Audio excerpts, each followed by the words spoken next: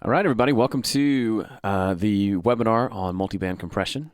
Really glad you're here, and big thanks to Ian for agreeing to do this. This is going to be really exciting. I've been looking forward to this for a while. So we are at max capacity, so if you are in on the webinar, then you're one of the lucky ones. So we've got a lot of people trying to get in. There's just a certain number of people that can join, and we are full. So if you're here, thanks for being here, and I hope you get a lot out of it. Make sure to pay attention. Ian's got a lot of cool things to share with us today, and a cool little announcement deal at the end. So this should be fun. If you could, just so make sure everything is working well, in the question box, go over to the question box and type in "I can hear you" or something equally as, or maybe go for something a little funnier than "I can hear you." Okay. All right, everybody can hear us. Very cool. I see a lot of familiar faces here on the attendee list. John Tidy's here. Gabe Gibbett, Scott Colesby, lots of cool folks. So thank you all for showing up. Well, I'm just, if you're not familiar with me, my name is Joe Gilder. I run homestudiocorner.com, and I imagine some of you guys know me.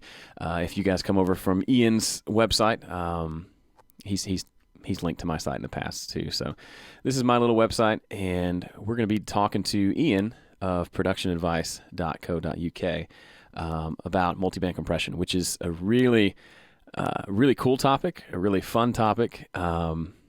It's a really cool thing to play with if you've never done it before. It's a really cool process, but it can be really hard to figure out. And Ian has been a big help to me personally figuring this stuff out, and he's put together some really good information to help us get things rolling. So everybody can hear me.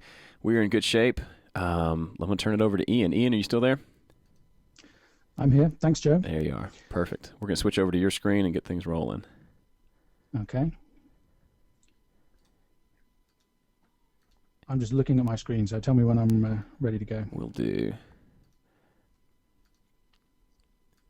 It keeps popping up telling me that people are trying to join, but they cannot. Okay, should be over to your screen here in a second. Okay, well, I mean, when my screen appears, it'll say it'll be grey, and it'll have mastering with multiband compression at the top. Okay. That's because my focus is on using multiband compression in mastering. You can use it in anything. You can use it in mixing, and lots of people do. I prefer not to. I usually prefer to use normal compression and EQ, but you know, there are no rules. Whatever sounds good. Right. I thought I would start by just trying to explain in some fairly simple terms what multiband compression is. I mean, it's just compression. You can have other multiband processes. You could have multiband stereo enhancement or multiband gating or whatever. All the multiband means is that you're splitting the musical signal into different frequency ranges. So I've got just a few kind of images here to try and illustrate what I'm talking about. I hope you can all see the mouse. This coloured square down here is what's known as a spectrogram. It's just a way of representing a musical signal. You've got the high frequencies up at the top here, low frequencies down at the bottom, and then it's time going across. So where you can kind of see these vertical lines, that's probably, well, I'm guessing those are beats of the bar. Probably, I don't actually know which bit of music this picture is taken from, but that's probably beat 1, 2, 3, 4 of the bar. It's just a way of representing the music picture. If you just think high frequencies at the top, low frequencies at the bottom, you'll be fine. What a multiband processor, whether it's a compressor or anything else, does is split that into 3 bands. So I've illustrated that here by just chopping the image up, and the way I've done it to match the kind of settings that I tend to use. So we have the baseband down the bottom here, which is up to about 160 hertz thereabouts. It could be lower, it could be higher than that, and we'll talk about that in a little while. But so that's the baseband. Then the midband runs from somewhere around 150-60 hertz up to maybe 3.5 kilohertz. And the high frequency band runs from 3.5 right up to 20 kilohertz. And if you the way these things work is that the bright colors mean where there's more signal happening. So you can see in the higher frequencies, the colors are fading down into purples and blues. because there's less signal energy right up there in the high frequencies, which is what we tend to hear with acoustic music signals. So what you do with a multiband compressor, I'm just going to turn my title off here, and just to make this a bit easier to think about, I'm going to just rotate that picture through 90 degrees. It's basically like splitting that frequency signal into 3 channels on a mixer. So you have the low frequency band, the mid band, and the high band as channels in a mixer. And the point of it is that you can process them separately. And in this case, we're talking about compression, but you could be talking about, like I say, in stereo enhancement, anything else.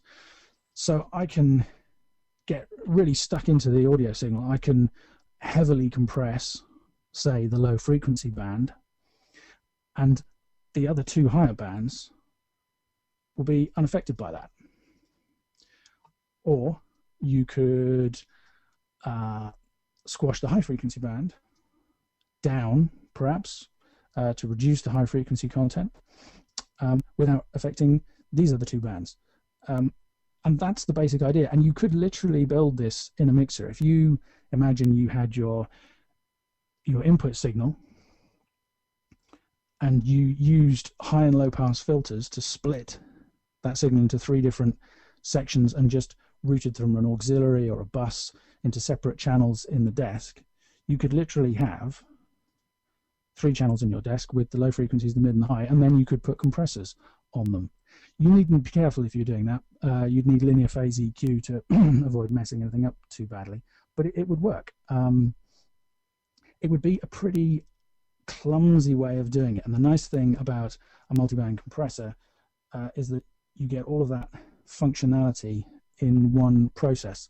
So I'm just going to flick across to Logic here and show you the multiband compressor that I use in my home studio. This is the Melder Production multiband compressor, which some of you will have heard me talk about before. And if we just look at what's in the window here, you've got the low frequency band, you've got the mid and the high frequency band. You can choose where the crossovers of those bands are placed as to how you split your signal up. And then each band, you see here, it changes from band 1, band 2, band 3. I only usually use 3 bands.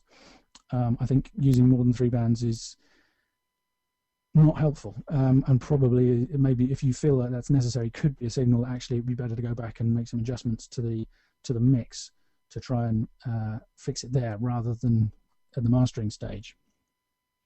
But for each band, you've got separate attack, release, threshold, ratio settings, and each of those will work without being affected by the others.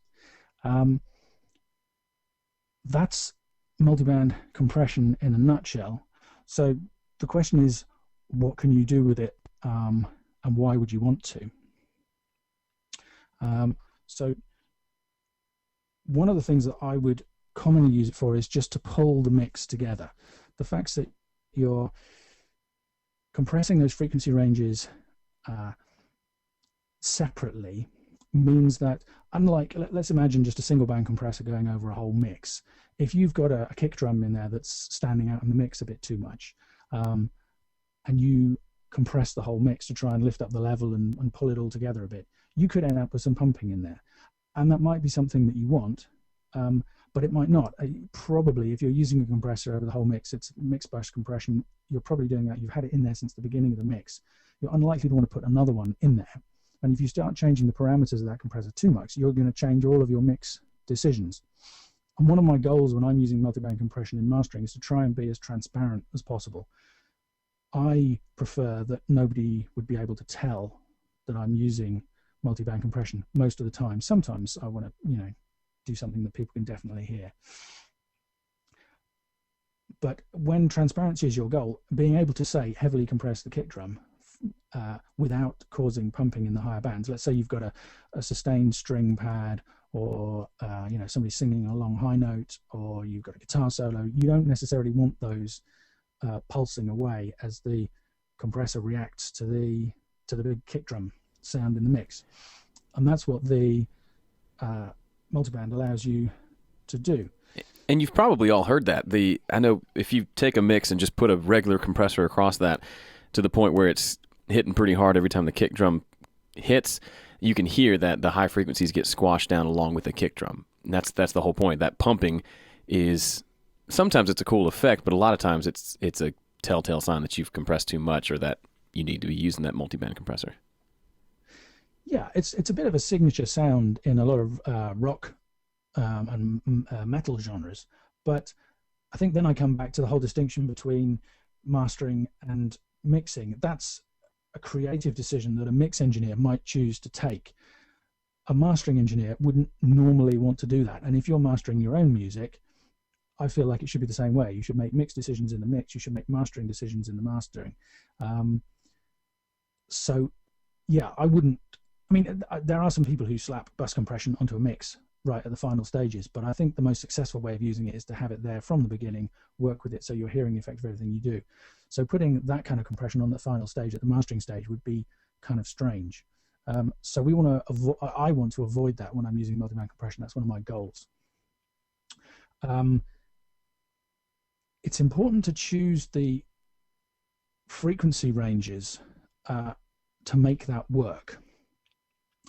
You need the low frequency band to be high enough that it's actually got some stuff going on. You know, there's not much going on in most mixes below 50 hertz, for example. So that's probably too low. If you take it up to more like 200, 250 hertz, then you're going to probably cause some pumping in the lower end of the other instruments in the mix that get there. So if it's up at say 200, 250 hertz, there's plenty of the low end of guitars, certainly the low end of the bass, maybe the low end of the vocals, keyboards, all that kind of stuff there. So if that low band is compressing heavily, then you're going to cause pumping in those things. Now that can sometimes be a good thing. If you have a bit of pumping, what happens if you think about the pumping, the kick drum comes in, the compressor pulls back, everything pulls back a bit. If you set a fairly long attack time, then you will hear the thump of the kick, everything else will pull back slightly away from it, and you'll actually feel like there's a little bit more space around that kick drum. So you can actually get some extra definition and some extra thump into the kick drum if that's the way that you go, especially if you put in a little EQ boost going into that to try and emphasize it. Coming around the other way, if you bring that frequency range down, then you've got less of the low frequencies of those other instruments in that low band. It's going to deal more just with the really low end stuff in the bass and the kick drum. And then you get the kind of opposite effect, this kind of gluing effect, where you can compress those without causing that pumping. Everything else stays up in the mix. And the whole mix just kind of seems to pull together quite nicely. And that's probably the main reason that I use multiband compression, is just to bring things into line. If there's something that's sticking out a little bit in the mix, it can be just controlled enough to make things work without kind of it feeling like blatant compression. So, you know, if there's a guitar solo that really comes out, or actually a classic example would be loud vocals. If you mix the vocals right up front in the mix and then get the right multiband compression working on it, that the multiband will hold those vocals in check. It'll make a little space around them, because just in the same way that I talked about the kick drum. And the whole track you'll have these nice upfront vocals, but as soon as the vocals stop, everything else will lift back in to fill the gaps. And you can get a really nice effect that way. So Ian, one of the questions from Charles is, would you use multiband compression when you're mixing on the stereo bus, or would you strictly save that for mastering? I think you covered that a little bit, but just to clarify. I would definitely save that for mastering. Okay. I actually, I try and avoid being too kind of dictatorial in the things that I say, right? Because people get a hard time about it. But actually, don't use multiband compression when you're mixing, and the reason is,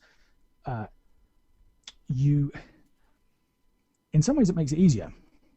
I mean, actually, just to go off a slight tangent, one reason maybe that the loudness wars are happening, and that generally the quality of mixing nowadays is not what it was, in my opinion, could be that these tools are now available and people are doing that. If you whack a multiband compressor over an entire mix and then just push all the faders up and start, you can get something that kind of sounds okay much quicker.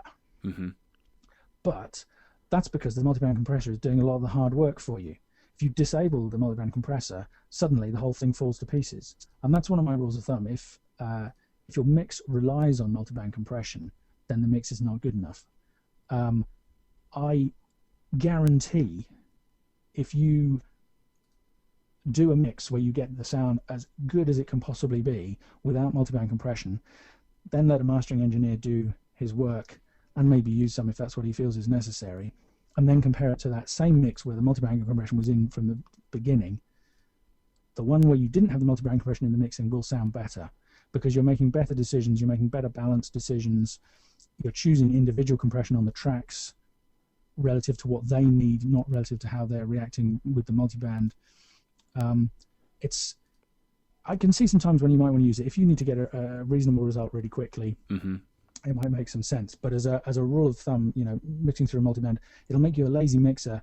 The one time you go to somebody and they don't have the right multiband plug-in, or the hardware compressor you're using dies, you're suddenly going to find your mixing skills are not what you thought they were. So that probably covers that one.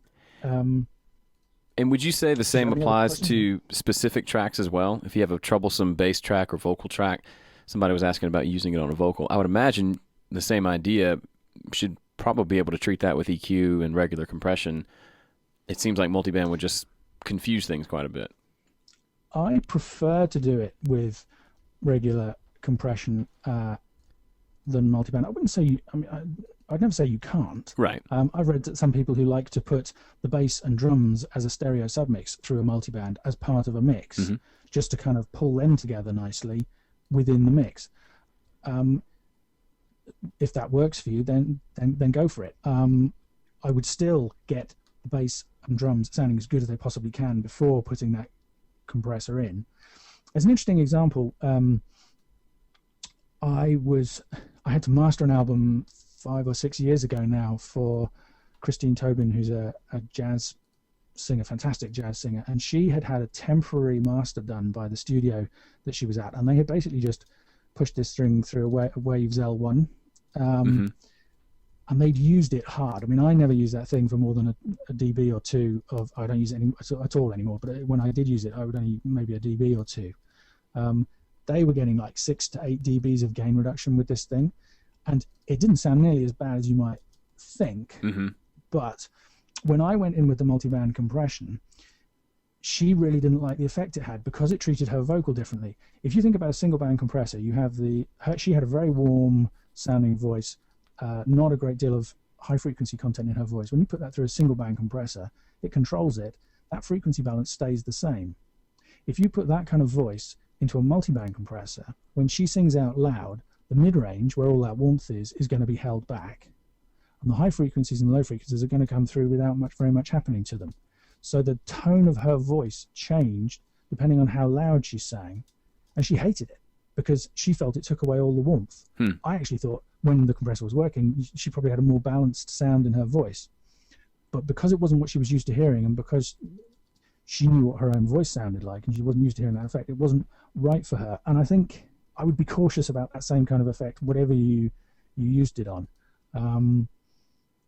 If you've got some kind of instrument that's, I'm trying to think of where I might want to. I heard somebody saying they used multiband on a kick drum in a mix, and I can't honestly imagine why you would want or need to do that.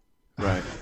I mean, can you? I don't, because the kick drum, it's thumped down at 50, 60, and maybe some click up at 4 kilohertz, and maybe some mid-range in. But I can't imagine why you would need to do that. Multiband makes sense to me working on a broad frequency source. So I mean, if you had a really dynamic, maybe an acoustic guitar part or a piano, okay, maybe if you had a piano part within a mix, having a multiband on a piano might work, because you could probably have some more aggressive compression in there without hearing any pumping artifacts. That could work maybe, but I pretty much 100% believe it's a mastering tool. Cool. And I should say, not always a mastering tool. Joe, I noticed you one of your tweets. You billed this as the secret to mastering. I would say it's a secret. It's not even really a secret these days, but it's one thing that mastering engineers have had for a long time. I was using multiband compression 15 years ago. I had a thing called the Aphex Dominator, which was a fantastic box. It was really simple. It basically just had an input drive. You could sweep the bands up and down a little bit, and that was pretty much it. It was great. I mean, you couldn't push it too hard, but it did the job. And it was a compressor limiter, so it was an interesting beast. But it's in the last kind of 5-10 years, these things have become mainstream, and everybody's had access to them. It's one tool in mastering. I wouldn't always use it at all. I do use it quite a lot. There are some mastering engineers who absolutely swear against it, won't have anything to do with it. But then I start to hear comments that I don't understand. Like they say that it introduces phasiness into the mixes or phasing artifacts, and they say they don't like the fact that it changes the mix. And then I wonder how they're using it, because it can change the mix, but you can set it up so that it doesn't change the mix. It shouldn't cause phasing artifacts if it's a well-designed piece of kit, because the crossovers in the bands should be nice and gentle, and they should be linear phase filters so that there's no phase changes involved with the filter, so it doesn't matter what they're doing. So yeah, I think it's a valuable tool, and I use it quite regularly, but quite gently. If a few dBs gain reduction in each band can make a huge difference to a mix, even though it's quite kind of benign as far as compression goes. Where you might get a weird effect with multiband is if you put the crossover in the wrong place. If the crossover cuts an instrument in half, let's think of that high band. Let's just flick back to Logic. This one here. If it's up at 3.5, 5K, basically you've got fizzy toppy stuff in this top band, and this is all the mid.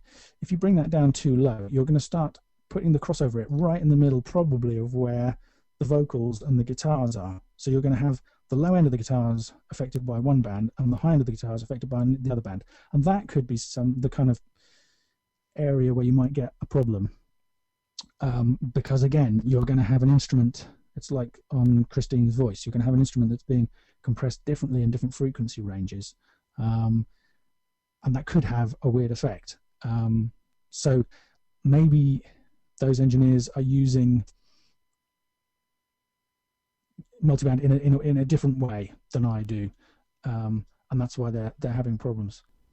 Another point I want to make is that using multiband compression should be, for me, should be a very interactive part of the process. I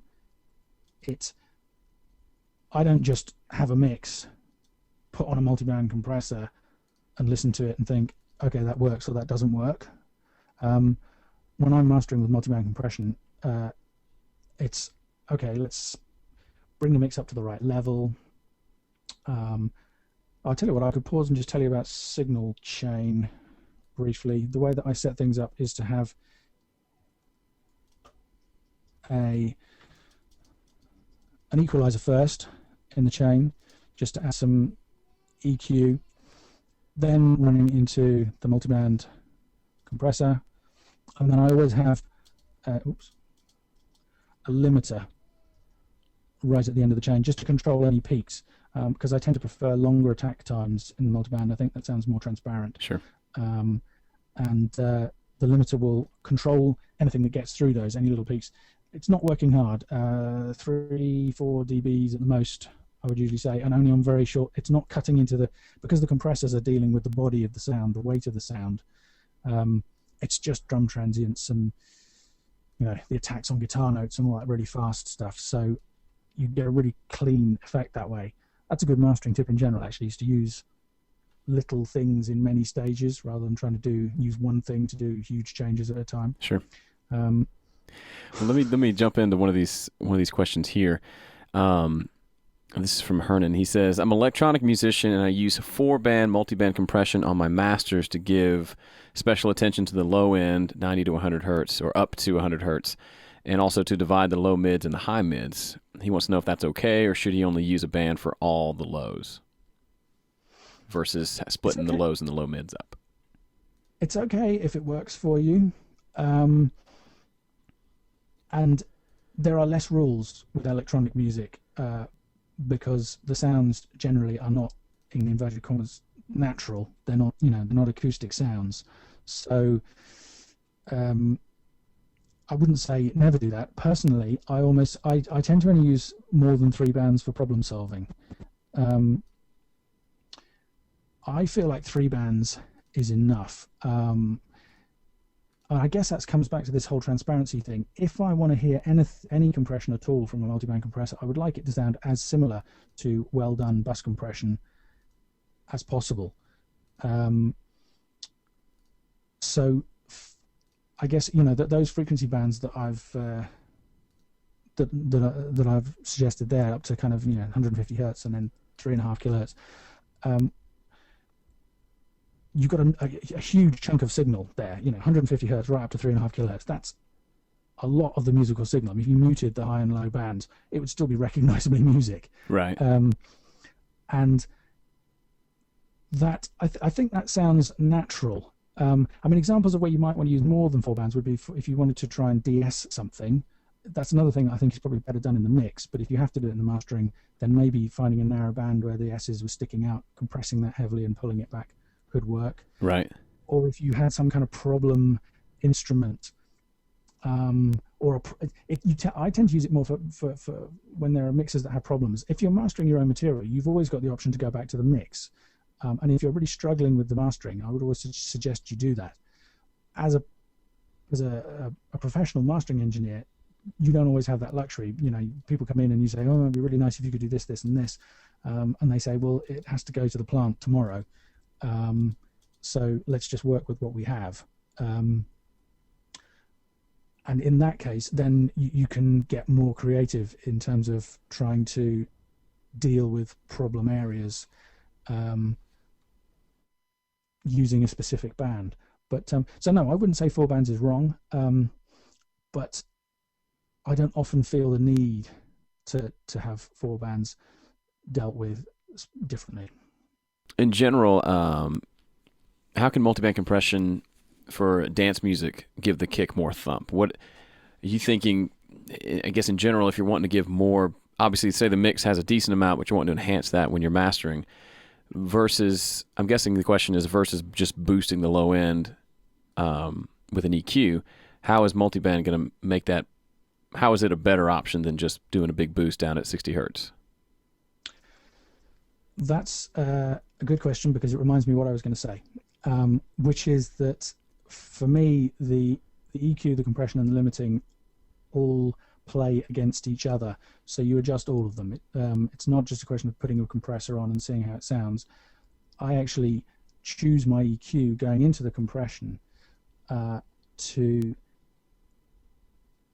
get the result that I want. So to take that example in particular, if you want to get more thump in a kick drum, then yes, I would probably boost it at 50, 60 hertz or 100 hertz if you want that kind of higher up heartbeat kind of sound, wherever it needs that boost. The nice thing about doing it into a multiband compressor is it won't slam it straight up into a limiter, and heavy bass thumping into a limiter is going to cause pumping, is going to cause distortion, and is going to make the mix feel unstable. And also, it has this real blunt sound that I don't like. I'll put that to one side and come back to that point in a minute. Whereas if you go into a multiband compressor,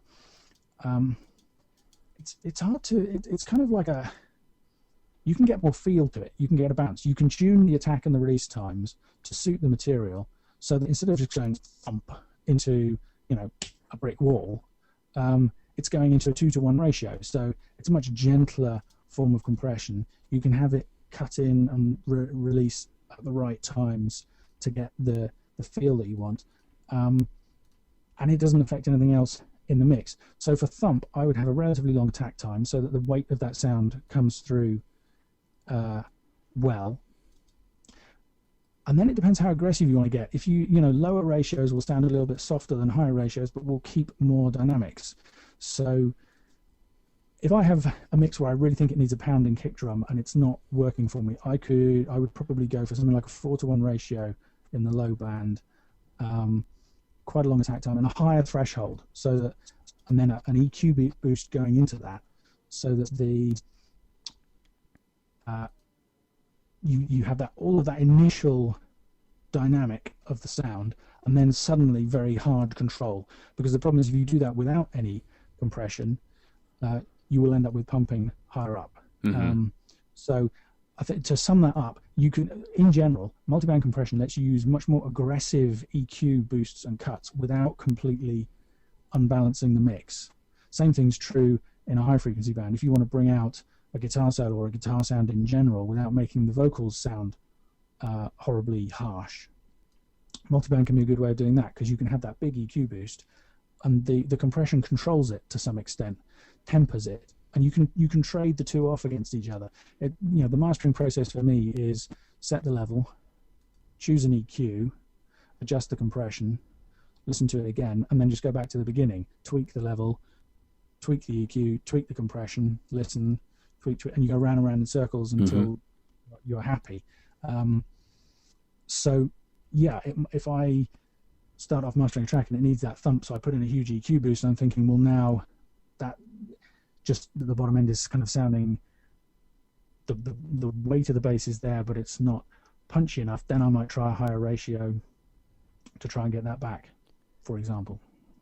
Very cool. Hope that answers the question. Yeah, and I think a lot of the questions that are kind of coming in, I think probably one thing that would answer a lot of those is there any way you can show us a typical, what a mastering session looks like for you as far as plugins? I think for me, when I first started doing some mastering, and obviously I'm not anywhere near your experience, but I just kind of figuring out what the order should be, which plugin should be where, turned out to be a little more of a head scratcher than I had originally had thought.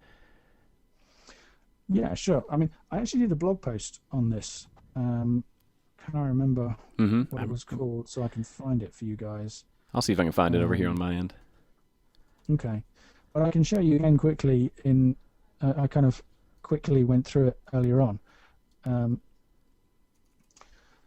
So in this case, I have the EQ and the compressor on different channels, but that's not necessary. What I tend to do is I tend to have a track for each song. So let's imagine that was the first song on the album, and I could put the second song on the album there. When I was first trained as a mastering engineer, I was only using a limiter for doing my mastering, and I think there were a few reasons for that. One is the average level of masters was at least 4, 5, 6 dBs lower than it is today. Right. So it was easier to get mixes up to the required level without using excessive limiting, because it's excessive limiting that sounds bad. Another one I think is that maybe the mixes in those days were generally of a higher standard. The Project Studio thing was only just getting going, so there was still a lot of professionally recorded stuff coming through, so the dynamic control in the mixes was better in the first place. And I think a combination of those two things meant that at that point it was perfectly reasonable to use just a limiter on a master. And again, that fits in perfectly. The limiter is probably the most transparent way of compressing and controlling a source, providing it's not really heavily used. And that fits in exactly with the ethos of a professional mastering engineer, which is to do as little as possible to make the sound as good as possible. And I remember maybe around 2000 when I first got the TC Electronics M5000, which was the kind of the big brother that the Finalizer followed on from, and that was the beginning of the whole trend. Maybe it must have been earlier than that, because I guess it was mid-90s. Yeah, so I think that's where there's a slight disconnect between the people know the theory of mastering, which is you just need EQ and a limiter, which comes kind of back from that happier time, but they're trying to achieve the modern sounds that people are going for, the level and all of the rest of it, using a limited tool set. I don't think you can get the levels as high as you need them these days without multiband compression, probably, without causing damage. I've heard plenty of masters that are right up there in level by modern standards, but you can hear them pumping away. And I mean, a classic example is the Atomic Bomb U2 album. I can't remember How to Dismantle an Atomic Bomb.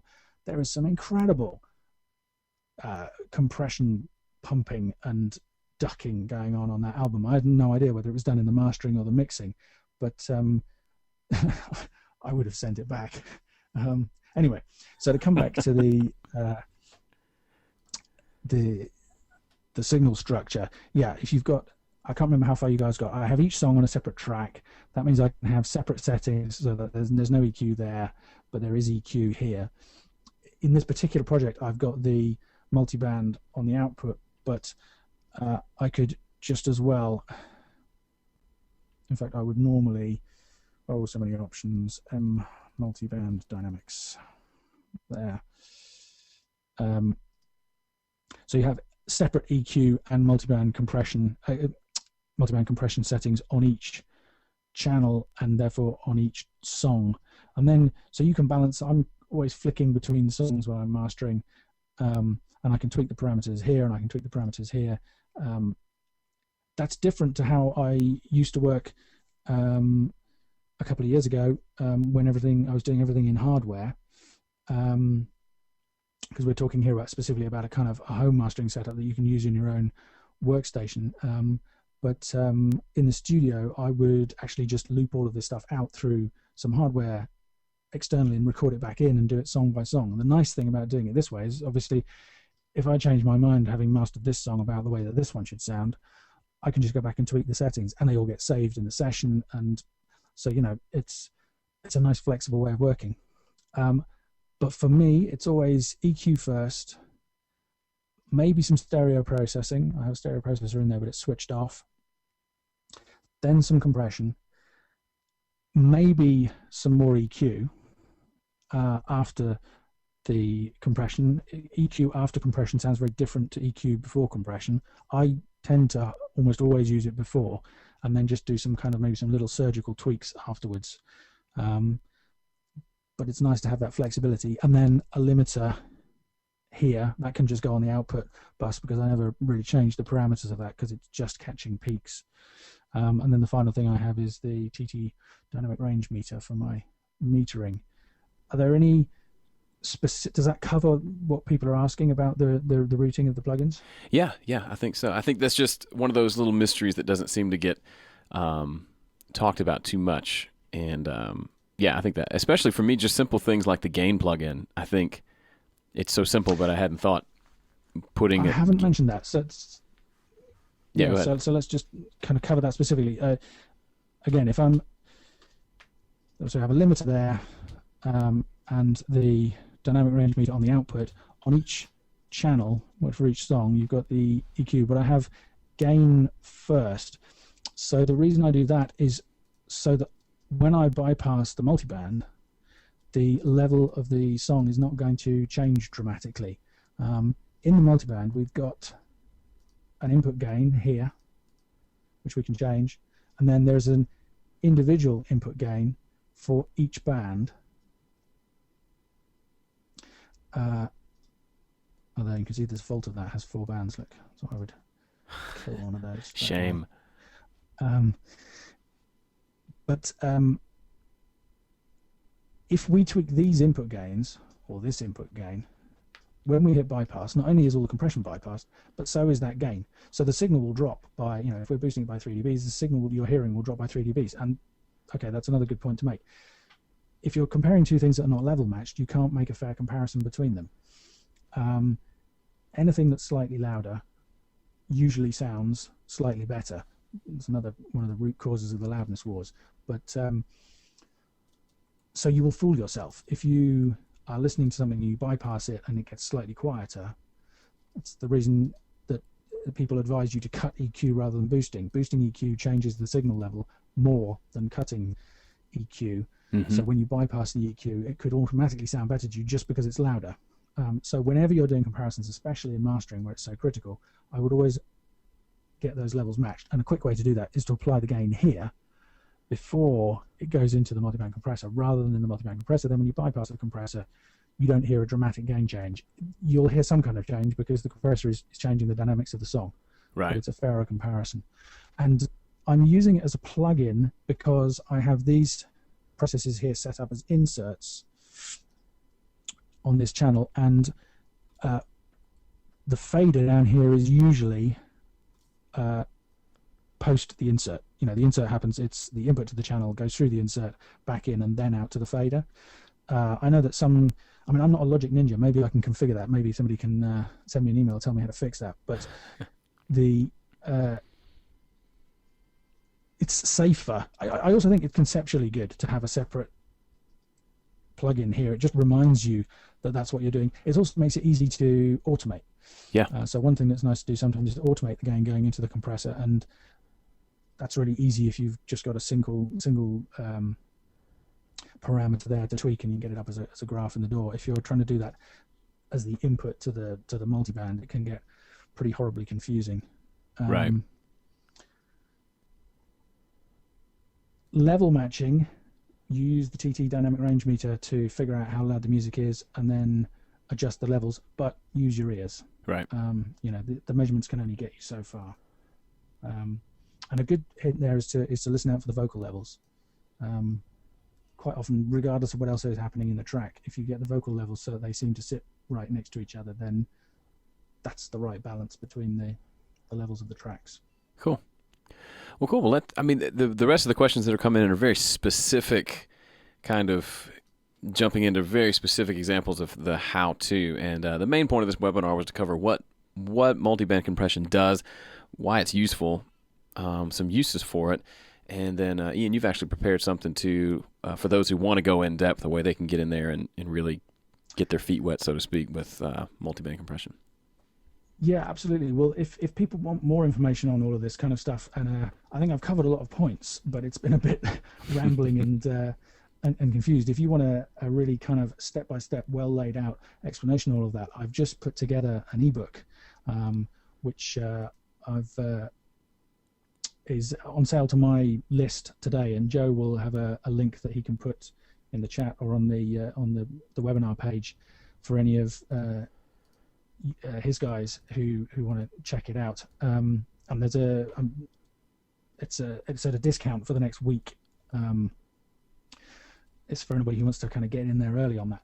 But yeah, so it's an ebook, and there's also a video if you would like, where I go through all of this stuff from the beginning. There's an introduction where you talk about just what is mastering and some of the basic concepts that we've been talking about, and then it gets into it tells you what my default settings for multiband compression are. I quite often start with very similar settings to begin with and then tweak them. So what those are and why they are, why I've chosen them. Then it has kind of some rules of thumb for you about how to set up a multiband compressor, what to listen for, how to listen for problems. It goes through all of those parameters in lots of detail, how to choose crossover bands, how to choose ratios, attack and release times, where to put the crossovers, and again, why all of those things matter. There's some stuff on more advanced techniques in there, like this whole business about EQing, going in to try and sculpt the mix to get some control over it. There's some troubleshooting stuff, what to do if you hear problems when you're using multiband compression, the kind of things you can do to solve those problems. And I've really, my goal was to, if I've been successful, if you get this ebook and you read it and you can put what I'm saying in it to use, you will know everything about multiband compression that was taught when I first became a mastering engineer, and that I've figured out over the 15 years that I've been using it. And then the video is, when I was doing the ebook, lots of people got in touch with me and said that they would really like a video, so that they can actually see and hear what I'm doing. So the video kind of works alongside it, to literally that. I'm working in Logic with the plugins. I'm using a track called, you can see it here in this project, It's All Right. by Monsoon Drive, a really cool band from Iceland. It was recorded by, I think he's a guitarist, a guy called Thor from Sugar Cubes. And I know, he really is called Thor. And it was mixed by Sigurdur Gudmundsson, who is our good friend from Twitter and the forums. And he is here today, actually.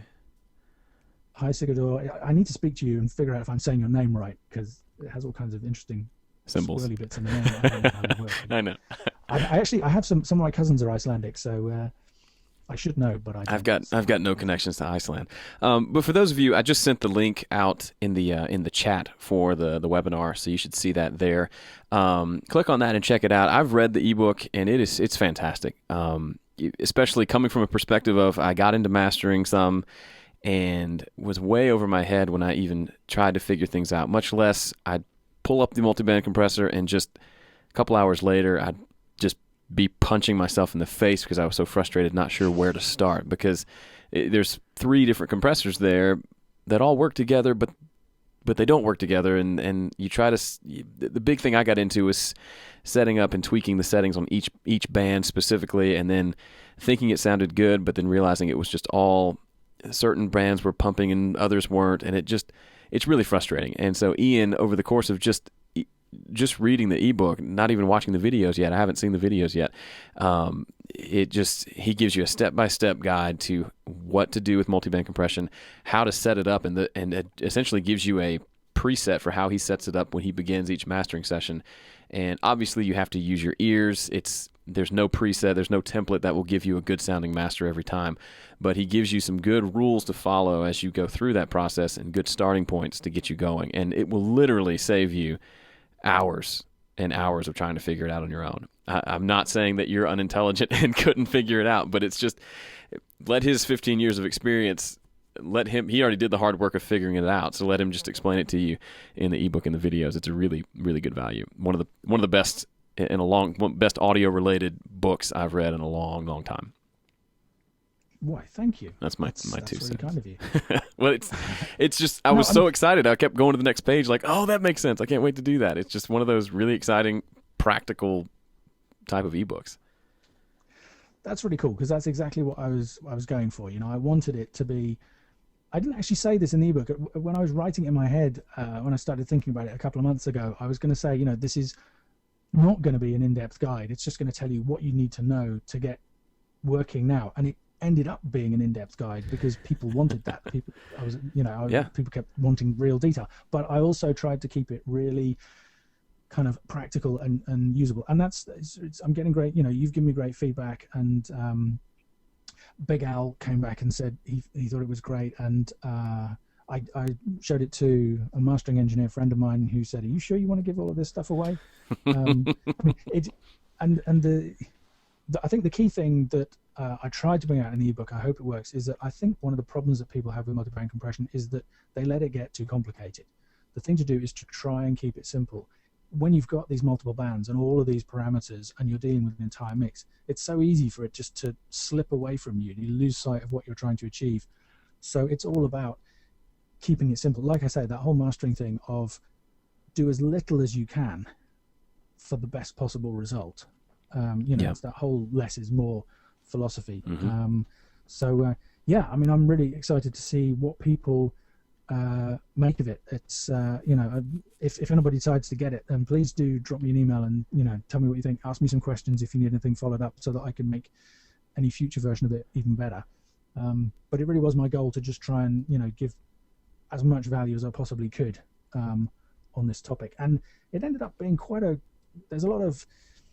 it's a very focused thing on this one topic, but it covers a lot of ground in terms of that mastering, and it links out to other stuff on my blog, so there's a lot of material there that people can pull in if that's what they want to do. Absolutely. So if you guys know Ian, he's what he mentioned briefly was the mastering engineer that said, "Are you sure you want to share this information?" It's for whatever reason, audio engineers are really they play their hand close to the vest. They don't want to share a lot of their tips because, to be honest, a lot of us audio folk are really insecure, and if somebody knows your secret for one thing, then they might replace you. And I think it's silly, but it's out there. And Ian's one of the few people who He's been doing this for years, and if you go to his blog, he's got just hundreds of articles and really just practical, helpful information there. This is his first ebook, I believe, Ian, if I'm not mistaken. That's right. And first thing you've actually charged for, and I honestly think the stuff on your website you could charge for, and because it's so good. But if you guys enjoy Ian and then all the work he's put into it, definitely check out the ebook. It's worth looking into, and it's just really good information. And again, the link, I sent it out on the little chat. It should have shown up in your chat box, and we'll be emailing you guys after the webinar to make sure you got everything you need. But a lot of the questions you guys are having towards the end, those will be explained in the ebook. And just real quickly, Sigurdor says the video is brilliant. I haven't seen the video yet, but he says it's brilliant. So coming from him, hey, thank you. That sounds right. So, well, Ian, is there anything else you've got? I think we've covered it all. No, I think we've covered most of the ground. I mean, if anybody, you can stick my email address up in the chat window there. If anybody wants to send me a message, ask me any other questions, or they can get me on Twitter as @IanShepherd, PHERD. I'll be happy to answer questions. Very cool. Yeah. All right. Well, everybody, thanks for showing up. Over the course of the webinar, I had several people email me that they couldn't get in because it was full. So thank you guys for sticking around, and hope it was really helpful for you. So we'll end the webinar, and we'll see you guys another day. Thanks again, Ian, for agreeing to do this. This is really great. No, thanks, Joe. It's a pleasure. All right. Talk soon.